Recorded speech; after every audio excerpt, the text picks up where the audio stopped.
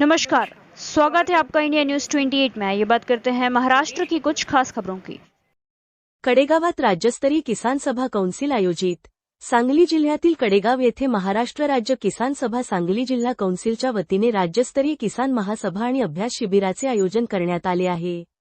Comrade काका पवार यांच्या मार्गदर्शनाखाली आयोजित हे शिबिर दिनांक 22 ते 24 मे 2026 दरम्यान आनंदराज मल्टीपर्पज हॉल येथे 3 दिवसीय होणार आहे। दुसऱ्या स्वातंत्र्याच्या लढ्यासाठी एकत्र येण्याची गरज आहे, असा संदेश देत शेतकरी, कामगार आणि सामाजिक चळवळीतील कार्यकर्त्यांना एकत्र आणण्याचा प्रयत्न या शिबिरातून करण्यात येणार आहे। दिनांक मे 22 रोजी खुले सत्र आयोजित करण्यात आले असून त्याआधी डोंगराई मंदिर ते आनंदराज मल्टीपर्पज हॉल दरम्यान भव्य रॅली काढण्यात आली।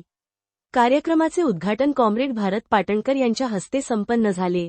अध्यक्षस्थानी कॉम्रेड वैभव उर्फ काका पवार असून स्वागताध्यक्ष म्हणून कॉम्रेड भाऊसाहेब यादव तर सूत्रसंचालनाची जबाबदारी कॉम्रेड नंदकुमार हत्तीकर यांनी पार पाडले। प्रास्ताविक कॉम्रेड सतीश लोखंडे यांनी केले। या अभ्यास शिबिरात अखिल भारतीय कम्युनिस्ट पार्टीचे राज्यभरातील विविध संघटनांचे पदाधिकारी, शेतकरी आणि सामाजिक कार्यकर्ते सहभागी होणार आहेत। उसदर, सिंचन, दुष्काळ, शेतीमालाला हमीभाव आणि ग्रामीण भागातील मूलभूत प्रश्नांवर सखोल चर्चा होणार आहे। या शिबिरासाठी शेतकरी, युवक, महिला, विद्यार्थी आणि विविध संघटनांच्या कार्यकर्त्यांनी मोठ्या संख्येने उपस्थित राहावे, असे आवाहन आयोजकांनी केले आहे।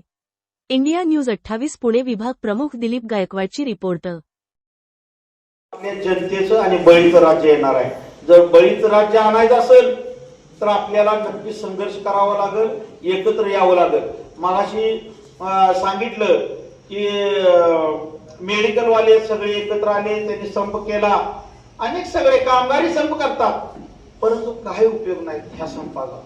मला काय म्हणायचं आहे, नुसता संप करून चालणार नाही, तर तात्पुरता पण त्यांना बोलून चालणार नाही। जो निर्णय घ्यायचा आहे तो शेवटपर्यंत ठाम टिकला पाहिजे। कोणाच्या तरी आमिषाला बळी पडून, त्या आमिषाला बळी पडून आपण कुठं थांबलो नाही पाहिजे। आपला विचार पक्का पाहिजे, निर्धार पक्का पाहिजे आणि आपलं मत पक्क पाहिजे। सगळ्यात महत्वाचं सांगायचं म्हणजे मला एक वाक्य असं बोलायचं आहे की राग येईल अनेकांना, पण राग कुणाला येईल? जो झुकतो, जो शरण जातो, जो आमिषाला बळी पडतो, त्याला फक्त राग येईल। आणि इथं आमिषाला बळी पडणार इथं कोण नाही, पण बाहेर ऐकणाऱ्यांच्यासाठी मी बोलतोय। म्हणजे जो एक बापाचा आहे तो कुणाच्या बळी पडत नाही, जो एका बापाचा आहे तो कधी कुणाला बळी पडत नाही। आणि मी एक ग्वाही देतो की माझा जीव गेला तर चालेल, मी कधी कुणाला फसवणारा कार्यकर्ता नाही, माझ्या ते रक्तात नाही। कारण एक शब्द सांगू इच्छितो, जसा मी कुंडलचा कॉम्रेड वैभव काका पवार आहे, तसाच ज्या क्रांतिसिंह नाना पाटलांनी जो संघर्ष केला त्याच रक्तातली माझी आई आहे आणि त्यांचे विचारही मी घेऊन चाललोय आणि रक्ताचाही वारसा पुढे घेऊन मी चाललोय। हे कोणी विसरता कामा नये। आणि माझ्या रक्तात पण गद्दारी नाही आणि माझ्या विचारात पण गद्दारी नाही आणि कधी होणार पण नाही।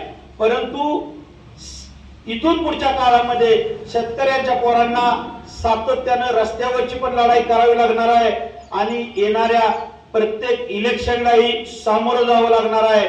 तरच या उद्योगपतींचं आणि या भ्रष्टाचारी नेत्यांचं पितळ उघड पडेल आणि त्यांना आपण हद्दपार करूपर्यंत त्याच्यावरती आक्षेप त्यांनी मागितलेले होते। साखर कारखानदारांनी तात्काळ दिलेले, पण किती शेतकऱ्यांनी त्याबद्दल भूमिका मांडली माहित नाही। पण आमच्या किसान सभेनं सांगितलं की याच्यावर हे आक्षेप द्यायच्या पण लायकीचं नाही, त्याची होळी करायच्या लायकीचं हे डॉक्युमेंट आणलेलं आहे। जगभरातल्या कॉर्पोरेट साखर धंद्याला भारतात आमंत्रण देण्याकरता जर एखाद्या विदेशी कंपनीनं फक्त इथेनॉलसाठी जर फॅक्टरी काढली तर त्याला FRP देण्याचं बंधन सुद्धा राहणार नाही, अशा प्रकारच्या तरतुदी केलेल्या। FRPचे तुकडे करून द्यायची तरतूद त्याच्यामध्ये आणली आणि FRP ज्या रंगराजन कमिशननं उपउत्पादनातून मिळणाऱ्या मुनाफ्यामध्ये सुद्धा शेतकऱ्यांचा हिस्सा आणि वाटा असला पाहिजे, ही बाब जी स्वीकारली गेलेली होती त्याला कायमची सोडचिठ्ठी द्यायचं काम ह्या नवीन केन कंट्रोल ऑर्डरच्या माध्यमातून केलं। साखरेच्या उतार्यामध्ये चोरी करायचा नवा धंदा कारखानदारांचा सुरू झाला. म्हणजे ती रिकव्हरी जी आहे हे अनेक खासगी कारखाने आहेत, सॅम्पल तेच घेणार आहेत, टेस्टिंग तेच करणार आहेत आणि रिकव्हरी सरकारला कळवणारे तेच आहेत. उंदराला मांजर साक्षी. शेतकऱ्याच्या ऊस नेताना म्हणणार 13.5 पाहिजे, 14 पाहिजे, 13 पाहिजे आणि कारखान्यात गेल्यावरती 11, 11.5च्या वर चढलीच नाही. ही भाषा आणि खेळ त्या ठिकाणी चालले. त्याच्यामुळे ऊस उत्पादकावरती देखील एक मोठं संकट येत्या काळामध्ये येणार आहे.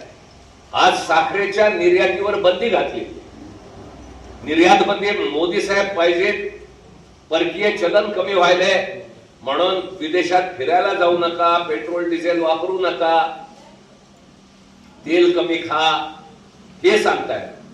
आणि ज्या गोष्टीमुळे परकीय चलन मिळणार आहे, 20 लाख टन साखर निर्यात करायची आहे, त्या निर्यातीवरती मात्र आता बंधन घालून आहे.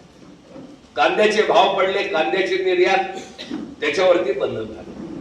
म्हणजे शेतकऱ्याच्या मुळे जर परकीय चलन उपलब्ध होत असेल अशा संकटाच्या काळामध्ये, त्याच्यामुळे जर शेतकऱ्याला फायदा होत असेल तर ते देखील होऊ द्यायचं नाही.